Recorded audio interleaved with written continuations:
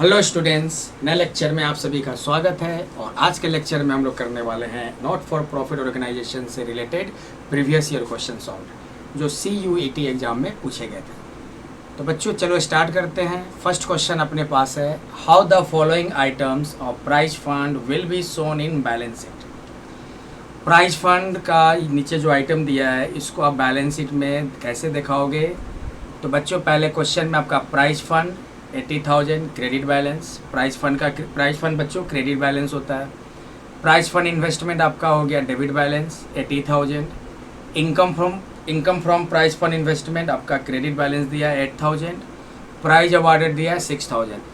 ये question clearly लग रहा है कि फंड बेस्ड अकाउंटिंग का क्वेश्चन है बच्चों। फंड बेस्ड अकाउंटिंग आप लोग क्लास 12th में पढ़े होंगे। कहाँ ट्रीट करते हैं? बैलेंस शीट में। तो बैलेंस शीट हम बनाएंगे, 4 कॉलम होता है, लायबिलिटीज, अमाउंट, एसेट्स और हो जाएगा अमाउंट। अगर प्राइस फंड दिया हो तो प्राइस फंड को हम कहाँ ट्रीट करते हैं, कहाँ शो करते हैं? लायबिलिटीज साइड 80,000, प्राइस फंड आपका 80,000। प्राइस फंड इन्वेस्टमेंट आपका एसेट साइड दिखा दो, प्राइस फंड इन्वेस्टमेंट आप एसेट साइड दिखा दोगे कितना? 80,000। अब क्या करेंगे कि प्राइस से रिलेटेड जो भी इनकम होगा उसको प्राइस फंड में ऐड कर देंगे और प्राइस से रिलेटेड जो एक्सपेंस होगा उसको प्राइस फंड में माइनस कर देंगे। तो income from price fund investment ये आपका इनकम हो गया, ऐड कर दो। Add income from price fund investment 8,000, 88,000 हो गया। अब प्राइस अवार्डेड बच्चों एक्सपेंस है, प्राइस से रिलेटेड एक्सपेंस को हम लोग क्या करेंगे? डिडक्ट कर देंगे। प्राइस अवार्डेड 6,000, तो 88 माइनस 6,000 कितना हो गया? 82,000। तो इस तरह से फंड अकाउंटिंग को हम बैलेंस शीट में ट्रीट करते हैं। आपका ऑप्शन क्या है? लायबिलिटीज में 82,000 और एसेट्स में आपका 80,000। देखो सी नंबर ऑप्शन बच्चों। लायबिलिटीज में प्राइस फंड दिया 82,000, प्राइस फंड 82,000 और एसेट्स में प्राइस फंड इन्वेस्टमेंट 80,000। तो 1 का आंसर हो गया सी। चलो नेक्स्ट क्वेश्चन आते हैं। Which of the following is false for not for profit organisation. इनमें से एनपीओ के लिए कौन सा गलत स्टेटमेंट है? तो लास्ट से स्टार्ट करते हैं। डी नंबर देखो, the balancing figure of credit side of income and expenditure account denotes excess of expenses over income. हम लोग इनकम एंड एक्सपेंडिचर अकाउंट बनाते हैं तो अगर डेबिट साइड बैलेंस करना है उसको क्या कहते हैं? सरप्लस। सरप्लस को कहा जाता है excess of income over expenditure, यानी कि एक्सपेंडिचर से अधिक इनकम होगा तभी तो सरप्लस आएगा। और क्रेडिट साइड अगर घट रहा हो तो उसको क्या कहते हैं? डेफिसिट, मतलब excess of expenditure over income. तो ये तो स्टेटमेंट बच्चों एकदम सही है कि क्रेडिट साइड अगर बैलेंस कर रहे हो तो किससे बैलेंस करते हो? डेफिसिट से, means excess of expenditure over income. ये एकदम सही स्टेटमेंट है। क्वेश्चन में क्या पूछ रहा है? फॉल्स स्टेटमेंट आपको बताने हैं। सी नंबर है, opening balance it is prepared when the opening balance of capital fund is not required, not given. ये भी आपका करेक्ट स्टेटमेंट है। हम ओपनिंग बैलेंस शीट तभी बनाते हैं जब कैपिटल फंड हमको निकालना हो या कैपिटल फंड नहीं दिया हो। तो ये भी आपका करेक्ट स्टेटमेंट। बी नंबर देखो, receipts and payments account does not differentiate between capital and revenue receipts. ये भी सही स्टेटमेंट है।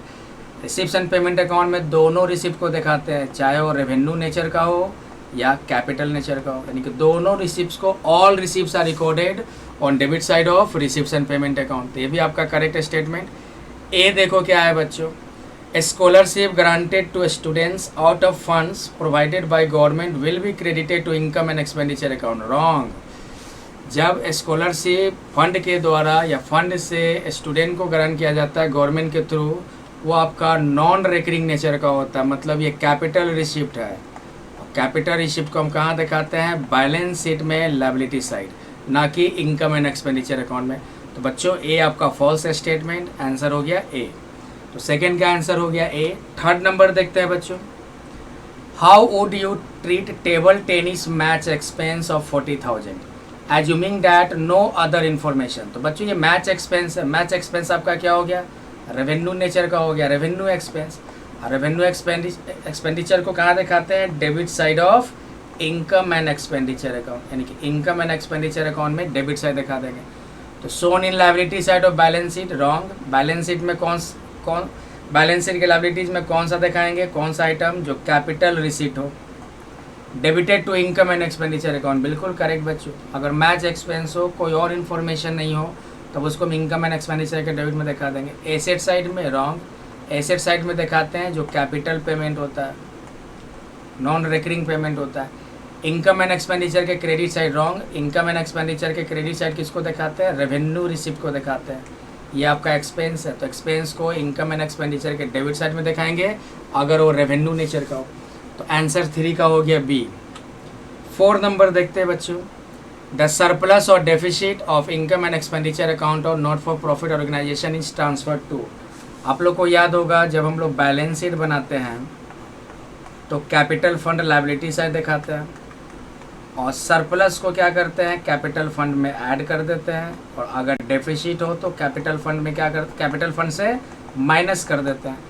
तो कहाँ ट्रांसफ़र होके जाता है, ट्रांसफ़र टू बैलेंस शीट। तो आंसर हो गया 4 का डी बच्चों, बैलेंस शीट में ट्रांसफ़र हो जाएगा, कैपिटल फंड में ऐड हो जाता है अगर सरप्लस हो, और डेफिसिट को कैपिटल फंड से माइनस कर देते हैं।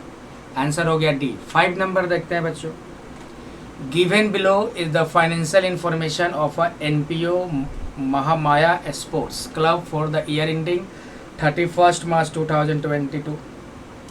ये भी बच्चों आपका फंड बेस्ड अकाउंटिंग है। तो फंड बेस्ड अकाउंटिंग को कहाँ दिखाते हैं, बैलेंस शीट में। इधर हो गया आपका लायबिलिटीज, अमाउंट, एसेट्स और अमाउंट।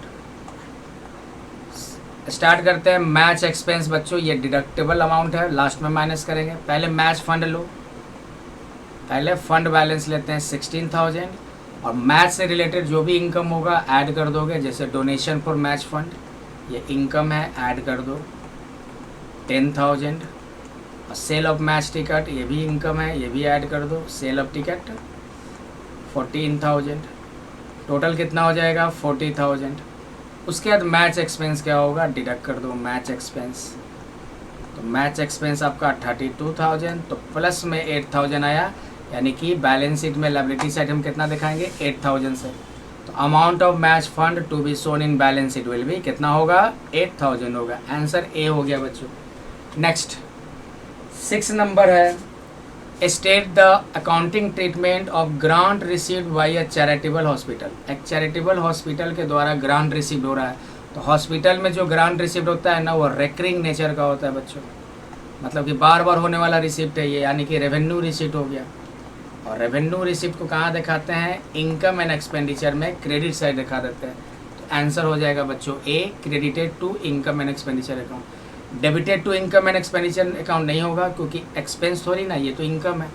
बैलेंस शीट में एसेट साइड भी नहीं दिखाएंगे, एसेट साइड कौन सा दिखाते हैं, जो कैपिटल एक्सपेंडिचर होता है, और लायबिलिटी साइड कौन सा आइटम दिखाते हैं, जो कैपिटल रिसिप्ट हो।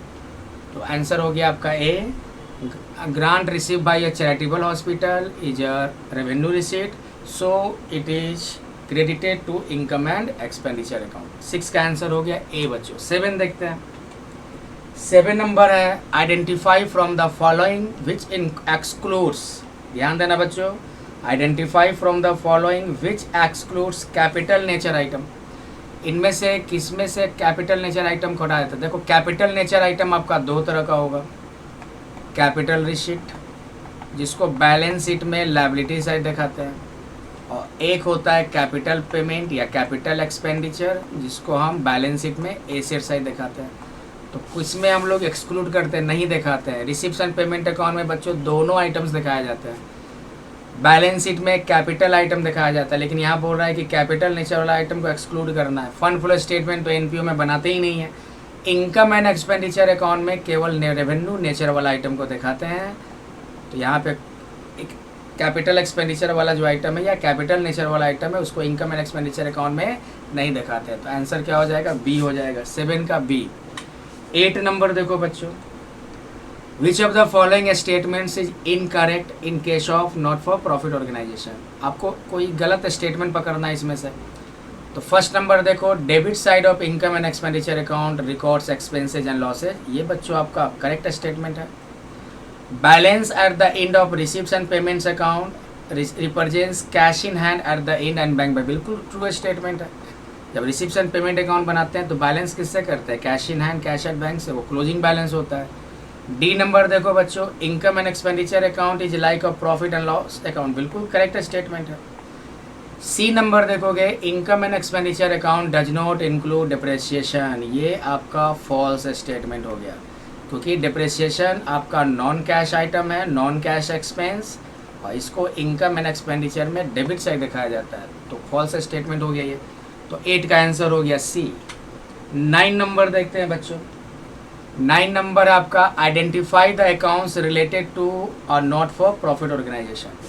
नॉट फॉर प्रॉफिट ऑर्गेनाइजेशन से रिलेटेड अकाउंट्स को आइडेंटिफाई कीजिए।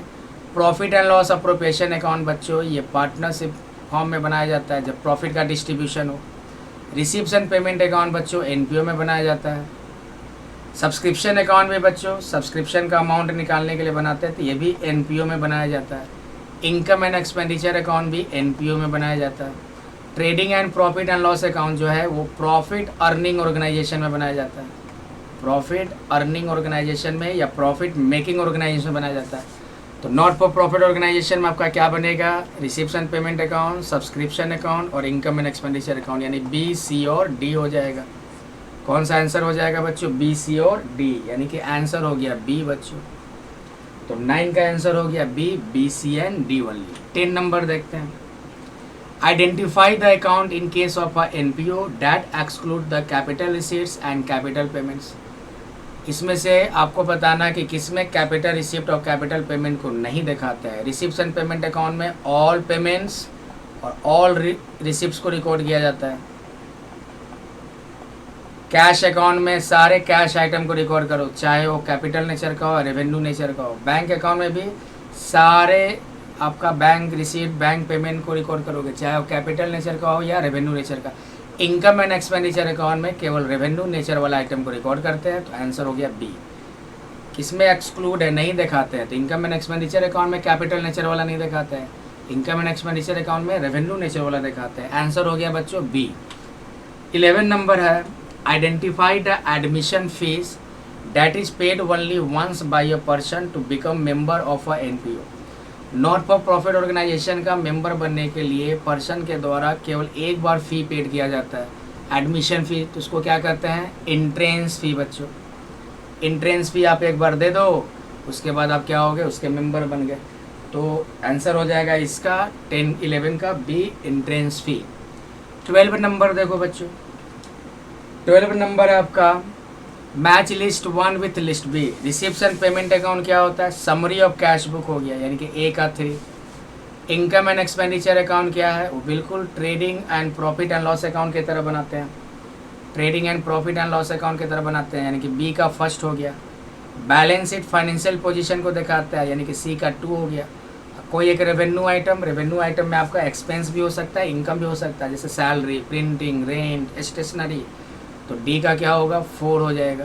तो आंसर हो गया ए का 3, बी का 1, सी का 2, डी का 4। देखो ऑप्शन में कौन सा है, सी लग रहा है मेरे को, A3, B1, C2, D4। 12 का आंसर हो गया सी बच्चों। 13 नंबर है आपका, identify the basis on which income and expenditure account is prepared by NPO. Income and expenditure account जो बनाते हैं किस बेसिस पे बनाते हैं, तो देखो बच्चों, रिसिप्ट एंड पेमेंट अकाउंट जो होता है अपना, वो कैश बेसिस पे बनता है, क्योंकि जितने भी कैश आएंगे, कैश रिसीट, कैश पेमेंट, यानी कि सबको हम किस बेसिस बनाते हैं, कैश बेसिस पर। लेकिन इनकम एंड एक्सपेंडिचर अकाउंट हम लोग बनाते हैं एक्रूवल बेसिस पे। एक्रूवल बेसिस क्या कहता है कि जिस ईयर में रेवेन्यू जनरेट हुआ है उसको उसी ईयर में रिकॉर्ड करें, चाहे आपने रिसीव किया हो या नहीं रिसीव किया हो। जिस ईयर में एक्सपेंस हुआ है उसको आप उसी ईयर में रिकॉर्ड करो, चाहे आपने पेड किया हो या पेड नहीं किया हो। एक्रूवल बेसिस बच्चों। 13 का आंसर हो गया ए। 14 नंबर देखो, select from the following the final account that NPO is not required to prepare. Final account में क्या क्या बनाते हैं बच्चों, रिसिप्ट एंड पेमेंट अकाउंट तो बनता ही है, इनकम एंड एक्सपेंडिचर बनता है, बैलेंस शीट बनता है। कैश फ्लो स्टेटमेंट बच्चों एनपीओ में नहीं बनाया जाता है, तो आंसर हो गया सी। कैश फ्लो स्टेटमेंट कंपनी में बनाई जाती है बच्चों। कंपनी में फ्यूचर कैश को कैश कितना जनरेट हुआ, फ्यूचर कैश, ये सबको पता करने के लिए क्या करते हैं, कैश फ्लो स्टेटमेंट बनाते हैं। एनपीओ में कैश फ्लो स्टेटमेंट नहीं बनाया जाता है, तो 14 का आंसर हो गया सी। पूछ रहा है बच्चों नॉट रिक्वायर्ड, नॉट रिक्वायर्ड क्या नहीं बनाया जाता है, कैश फ्लो स्टेटमेंट। 15 नंबर बच्चों कैलकुलेशन ऑफ सब्सक्रिप्शन पे बेस्ड है। तो हम क्या करते हैं, एक पहले रिवीजन करते हैं कैलकुलेशन ऑफ सब्सक्रिप्शन निकालने का। आप लोग 12th में पढ़े होंगे, सब्सक्रिप्शन निकालते थे तो क्या लिखते थे, सबसे पहले total subscription received during the year, total subscription received during the year सबसे पहले। उसके बाद ऐड क्या करते हैं, आउटस्टैंडिंग करेंट ईयर का, और एडवांस जो कि हम लोग प्रीवियस ईयर में ही करेंट ईयर वाला रिसीव कर लेते हैं उसको हम ऐड कर देंगे। लेस क्या करते हैं, आउटस्टैंडिंग प्रीवियस ईयर का, और एडवांस जो कि हमने करेंट ईयर में लिया, कौन सी ईयर वाला, नेक्स्ट ईयर वाला। तो इसी बेस पे बना लो बच्चों। सब्सक्रिप्शन रिसीव्ड आपका 80,000, subscription received 80,000, subscription received in advance last year, मतलब प्रीवियस ईयर एडवांस हो गया, तो प्रीवियस ईयर एडवांस है आपका कितना, 10,000, ये ऐड हो जाएगा। Subscription received in advance during this year, इस ईयर में रिसीव्ड किए जो कि नेक्स्ट ईयर से बिलोंग कर रहा है, तो करेंट ईयर एडवांस हो गया, ये लेस हो जाएगा। और सब्सक्रिप्शन आउटस्टैंडिंग आपका करेंट ईयर का है। अक्रूड का मतलब बच्चों आउटस्टैंडिंग होता है, करेंट ईयर का आउटस्टैंडिंग 5,000 यहाँ दे दो, तो 15,000 ऐड हो जाएगा 95, 2,000 माइनस हो जाएगा 93।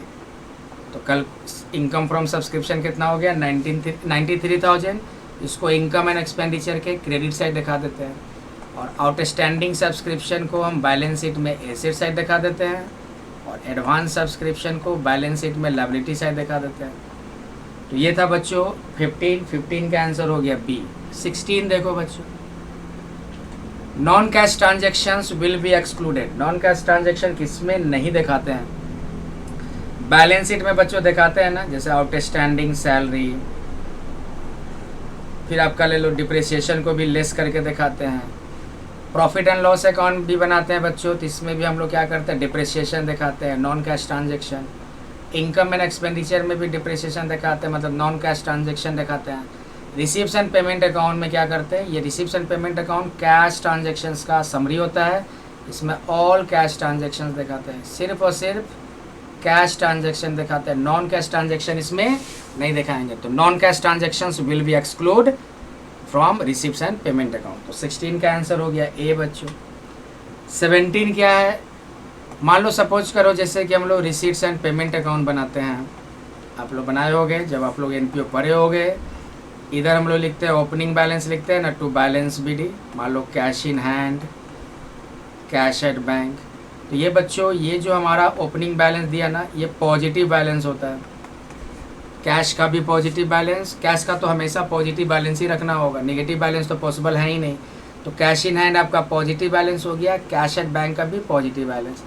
लेकिन इधर लिखते थे ना हम लोग बाई बैलेंस बीडी, ये ओपनिंग बैलेंस होता है अगर ओवरड्राफ्ट हो, मतलब बैंक का क्रेडिट बैलेंस अगर हो, तो ये आपका ओवरड्राफ्ट का ओपनिंग बैलेंस हम लोग कहाँ लिखते हैं, credit side by balance sheet, by balance BD कर कर।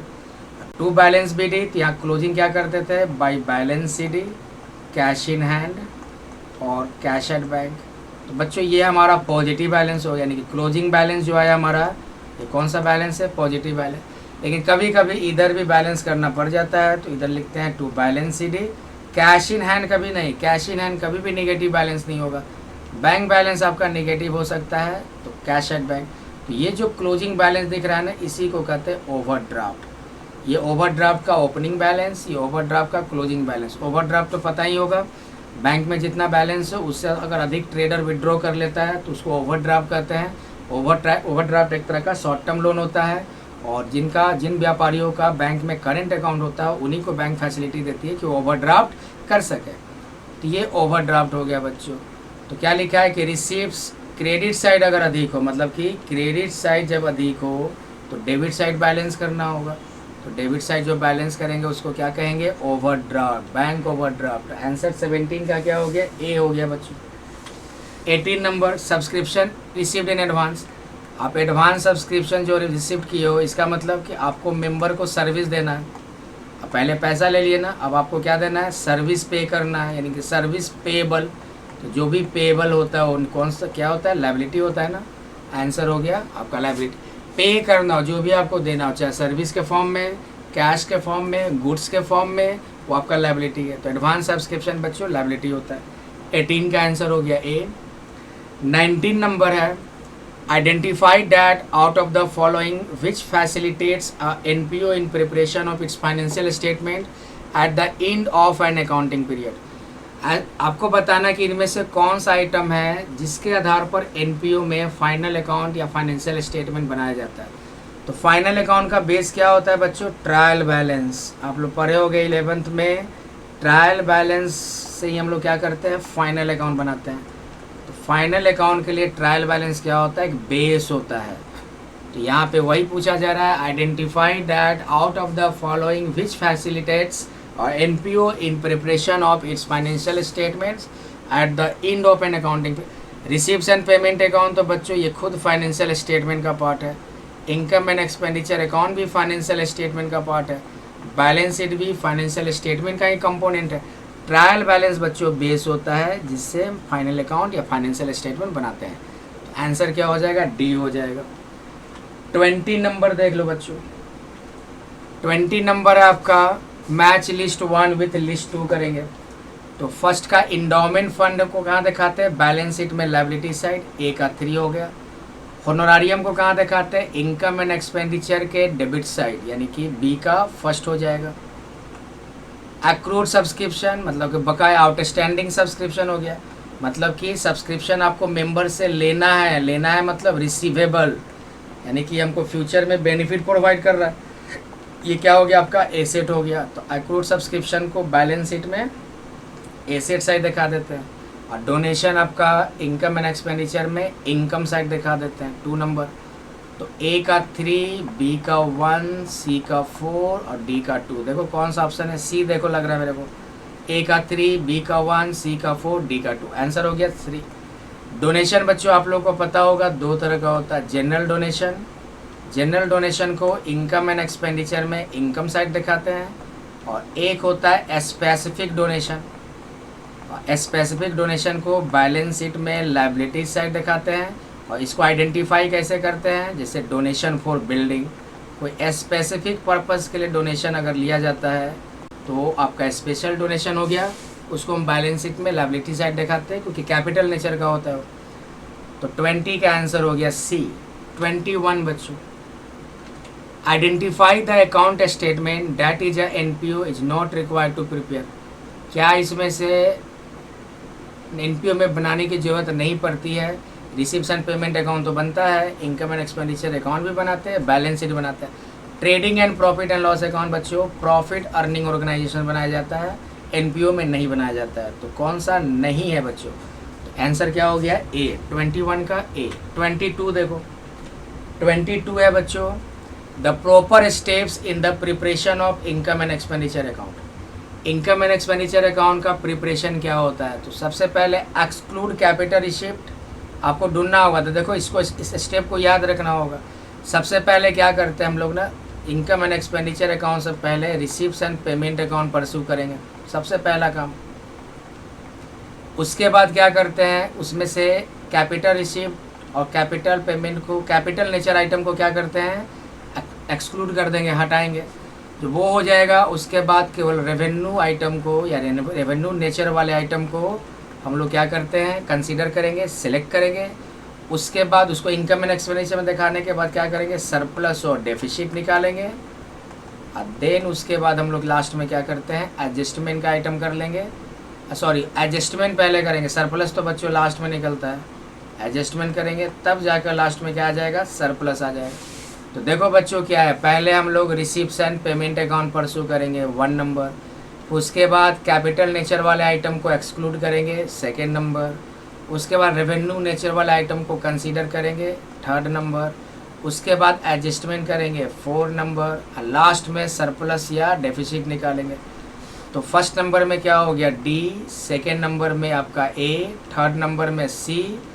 4 नंबर में ई। और 5 नंबर में क्या हो गया? बी हो गया। तो D A C A B E B. Answer देखो डी हो जाएगा, D A C E B. तो 22 का आंसर हो गया डी बच्चों। 23 यहाँ पर भी सब्सक्रिप्शन ही निकालना है। सब्सक्रिप्शन निकालोगे, सबसे पहले लिख दो total subscription received during the year. Add क्या करते हैं, आउटस्टैंडिंग करेंट ईयर का और एडवांस प्रीवियस ईयर का। लेस क्या करते हैं, आउटस्टैंडिंग प्रीवियस ईयर का और एडवांस करेंट ईयर का। चलो देखो सब्सक्रिप्शन रिसीव कितना हुआ, 20,000 दे दो। 2016-17 बच्चों हमारा करेंट ईयर है, ध्यान देना सभी। 3,000 जो हमने उसमें से क्या किया, 15-16 वाला रिसीव कर लिया। मतलब कि ये जो 20,000 हमने रिसीव किया, इसमें 3,000 जो है प्रीवियस ईयर का है, मतलब प्रीवियस ईयर में बकाया रहा होगा, तब ना करेंट ईयर में रिसीव्ड हुआ। तो पिछले साल का आउटस्टैंडिंग हो गया। तो पिछले साल का आउटस्टैंडिंग प्रीवियस ईयर का इनकम होता है, इसलिए करेंट ईयर में इसको माइनस कर देंगे। और 2,000 रुपये रिसीव कर लिए हमने 17-18 में। ये भी देखो 20,000 में ये दोनों इंक्लूड है, 3,000 भी और 2,000, लेकिन ये नेक्स्ट ईयर से बिलोंग कर रहा है, तो नेक्स्ट ईयर का इनकम माना जाएगा। तो करेंट ईयर में आपने रिसीव कर लिया, तो करेंट ईयर से डिडक्ट कर दो, एडवांस करेंट ईयर डिडक्ट हो जाएगा। और 6,000 अभी भी आउटस्टैंडिंग है, तो मतलब ये करेंट ईयर में हमको मिलने वाला है और करेंट ईयर में ही रेवेन्यू जनरेट हुआ है, तो करेंट ईयर का इनकम है, ऐड कर दो outstanding current year. Previous year advance नहीं दिया आपका, तो 6,000 ऐड हो जाएगा 26, और इन दोनों को तो माइनस करना है ना, तो एक साथ जोड़ कर माइनस कर देंगे 21,000। आंसर हो गया सी बच्चों, 23 का सी हो गया। 24 नंबर देखो, the item that is not recorded in the income and expenditure account. इसमें से सेलेक्ट करना है जिसको हम इनकम एंड एक्सपेंडिचर में नहीं दिखाएंगे। तो इनकम एंड एक्सपेंडिचर अकाउंट किस बेसिस पे बनता है, एक्रूवल बेसिस में। एक्रूवल बेसिस में होता है कि जिस पीरियड में रेवेन्यू जनरेट हुआ है उसको उसी ईयर में पेड करो, चाहे आप पेमेंट किए, चाहे आप रिसीव्ड किए हो या आपका ड्यू है।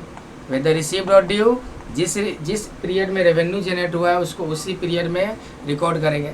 तो सब्सक्रिप्शन करेंट ईयर में रिसीव्ड हो रहा है, तो बच्चों करेंट ईयर में रिसीव्ड हो रहा है मतलब करेंट ईयर में जनरेट होगा, तो ये रिकॉर्ड हो जाएगा, यस।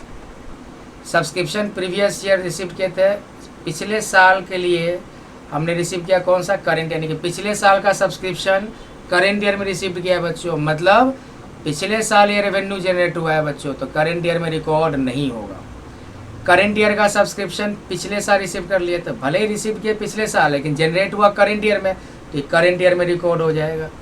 सब्सक्रिप्शन करेंट ईयर का आपका आउटस्टैंडिंग है, अभी तक रिसीव नहीं हुआ है, लेकिन ये सब्सक्रिप्शन करेंट ईयर में जनरेट हुआ है, मतलब करेंट ईयर में रिकॉर्ड हो जाएगा। पेमेंट रिसीव से मतलब नहीं होता है, जो रेवेन्यू आपका जिस पीरियड में जनरेट हो गया उसको उसी पीरियड में रिकॉर्ड करो। उसी तरह एक्सपेंस की बात है, जिस पीरियड में एक्सपेंस हो गया उसको उसी पीरियड में रिकॉर्ड कीजिए। तो कौन सा रिकॉर्ड नहीं होगा, बी नंबर, पिछले साल का सब्सक्रिप्शन करेंट ईयर में रिसीव किए करेंट ईयर में, लेकिन जनरेट हुआ था प्रीवियस ईयर में, तो जिस पीरियड में जनरेट होगा उसको उसी पीरियड का इनकम माना जाएगा। तो करेंट ईयर में इसको हम लोग नहीं दिखाएंगे इनकम एंड एक्सपेंडिचर में। आंसर हो गया इसका बी। ये आपका एक्रूअल बेसिस पे बनता है इनकम एंड एक्सपेंडिचर अकाउंट। 24 का आंसर बी। 25 देखो बच्चों, 25 बच्चों कंज्यूमेबल गुड्स निकालने का है। तो आप लोग पढ़े होगे ना कंज्यूमेबल गुड्स निकालने का, calculation of consumable goods. Consumable goods में आपका क्या आता है, मेडिसिन होता है, स्टेशनरी होता है, स्पोर्ट्स इक्विपमेंट होते हैं, ये सारे होते हैं। सबसे पहले इसका फॉर्मेट आपको पता होना चाहिए, फॉर्मेट ध्यान में रखोगे तो कोई भी क्वेश्चन बना दोगे। अमाउंट पेड या cash purchase during the year, add करके क्या लिखेंगे, ओपनिंग स्टॉक, ओपनिंग एडवांस और क्लोजिंग क्रेडिटर। लेस क्या करते हैं, इसी का अपोजिट कर दो। ओपनिंग स्टॉक प्लस किए तो क्लोजिंग स्टॉक क्या हो जाएगा, माइनस हो जाएगा। ओपनिंग एडवांस प्लस किए तो क्लोजिंग एडवांस क्या हो जाएगा, माइनस हो जाएगा। और क्लोजिंग क्रेडिटर प्लस किए तो ओपनिंग क्रेडिटर क्या हो जाएगा, माइनस हो जाएगा। तो यहाँ पे क्रेडिटर आपका ओपनिंग दिया 25, तो देखो ओपनिंग क्रेडिटर यहाँ दे दो 25, क्लोजिंग क्रेडिटर 17,000, क्लोजिंग क्रेडिटर यहाँ दे दिए 17,000। ओपनिंग स्टॉक 62,000 62, ओपनिंग स्टॉक दे दिए।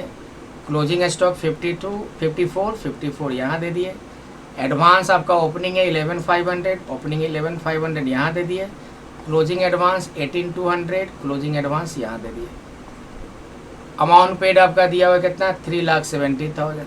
तो हम लोग क्या करेंगे, 3,70,000 में इन तीनों को ऐड करेंगे और इन तीनों को माइनस करेंगे, तो आपका आ जाएगा 3,63,300 आ जाएगा। तो आंसर हो जाएगा बच्चों बी। तो इस तरह से आपके पास मेडिसिन का दिया था, स्टेशनरी का भी दिया हो सकता है, स्पोर्ट्स इक्विपमेंट का भी दिया हो सकता है। तो कंज्यूमेबल गुड्स निकालने का बच्चों ये फॉर्मेट है। आंसर हो गया 25 का बी। नेक्स्ट है आपका 26। 26 में बच्चों फिर वही सब्सक्रिप्शन निकालनी है। सब्सक्रिप्शन निकालना है तो चलो निकालो। टोटल सब्सक्रिप्शन रिसीव देखो कितना रिसीव्ड हुआ। सब्सक्रिप्शन रिसीव्ड हुआ आपका 31 मार्च 2020, मतलब कि करंट ईयर क्या है 2019 से 2020। 250 आपका रिसीव्ड हुआ। उसके बाद ऐड कर देते हैं आउटस्टैंडिंग करंट ईयर का और एडवांस प्रीवियस ईयर का। लेस क्या कर देते हैं हम लोग, लेस कर देते हैं आउटस्टैंडिंग प्रीवियस ईयर का और एडवांस हो जाएगा करंट ईयर का। तो सब्सक्रिप्शन आउटस्टैंडिंग ओपनिंग दिया अप्रैल 2019, ओपनिंग हो गया ना, मतलब प्रीवियस ईयर का आउटस्टैंडिंग है, लेस कर दोगे। और एडवांस आपका 31 मार्च 20 को रिसीव हुआ, करंट ईयर के एंड में रिसीव हुआ, मतलब नेक्स्ट ईयर का से बिलोंग कर रहा है, तो करंट ईयर का एडवांस क्या हो जाएगा, ये भी लेस हो जाएगा। और कोई इन्फॉर्मेशन नहीं दिया है बच्चों, तो सिर्फ लेस आइटम दिया है 80,000, आप माइनस करोगे तो 1,70,000 हो जाएगा। आंसर हो गया बच्चों डी। तो 26 का आंसर हो गया डी। 27 है आपका identify the steps in preparation of final account of NPO. जब एनपीओ का फाइनेंशियल स्टेटमेंट बनाते हैं तो स्टेप फॉलो करना कि पहले क्या बनाते हैं। सबसे पहले बच्चों क्या बनेगा, सबसे पहले बच्चों क्या बनेगा, आपके पास पांचों ऑप्शन देने हैं। तो सबसे पहले कैश बुक बनेगा। कैश बुक के बाद क्या बनाओगे बच्चों, उसके बाद रिसिप्ट्स एंड पेमेंट अकाउंट बनाओगे। रिसिप्ट्स एंड पेमेंट अकाउंट के बाद क्या बनाओगे रिसिप्ट्स एंड पेमेंट अकाउंट के बाद बनाओगे income and expenditure account. Income and expenditure account के बाद क्या बनाओगे, उसको एडजस्ट कर कर सरप्लस और डेफिसिट निकालोगे। और उसके बाद लास्ट में क्या बना लेंगे, बैलेंस शीट बना लेंगे। तो स्टेप क्या है, सबसे पहले कैश बुक यानी कि ई, उसका सेकेंड नंबर में receipts and payment account C, third number में आपका income and expenditure account B, fourth में एडजस्टमेंट करेंगे डी और लास्ट में ए। आंसर ये हो गया बच्चों ECBDA, यानी कि ऑप्शन ए ECBDA। तो 27 का आंसर हो गया ए। 28 है बच्चों, it is the amount paid to the person who is not the regular employee of the institution. देखो अगर रेगुलर एम्प्लॉय है इंस्टीट्यूशन का, उसको अगर हम रेमुनरेशन देते हैं तो उसको सैलरी कहा जाता है, सैलरी या वेजेस। और नॉन रेगुलर एम्प्लॉय को अगर हम रेमुनरेशन देते हैं तो उसको कहा जाता है होनोरारियम। ये फुल्ली थ्योरेटिकल क्वेश्चन है। होनोरारियम को कहाँ दिखाते हैं, ये रेवेन्यू नेचर का होता है, इसलिए इसको इनकम एंड एक्सपेंडिचर में डेबिट साइड दिखाया जाता है। तो 28 का आंसर क्या हो गया, बी हो जाएगा बच्चों। 29 है A sports club sold used sports material. Sports material बेच रहा है, जैसे आपका बॉल्स, नेट, बैट्स, उसको कहाँ दिखाते हैं, यानी कि सेल ऑफ स्पोर्ट्स मटेरियल।